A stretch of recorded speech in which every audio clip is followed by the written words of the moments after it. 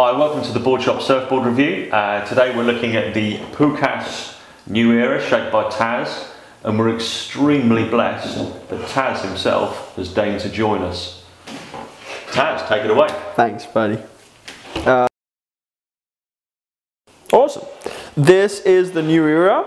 This board I started designing with Jonathan Gonzalez. You might not know him here in England much, but he's a very famous Spanish surfer. He was one spot away from making it onto the CT last year. So a really good surfer. And it started off with a model I had last year called the Reaper.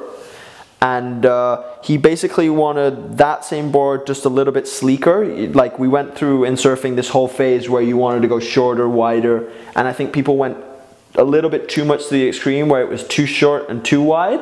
So this is one of those short wide boards, but it's just a little bit longer. It's in between those big potatoes and the full short board.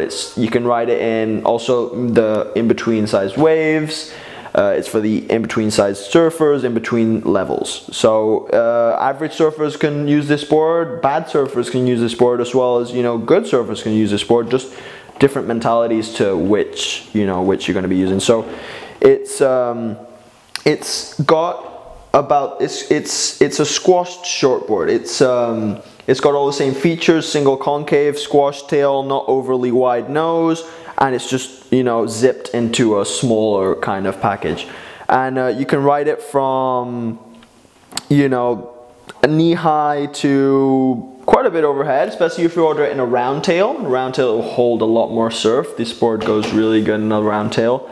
Concaves, it's full single concave, pretty deep, to keep you kind of tracking and having drive on a shorter board, with just a little bit of V out the tail so you can sink in and, you know, whip the turns in as quick as you can.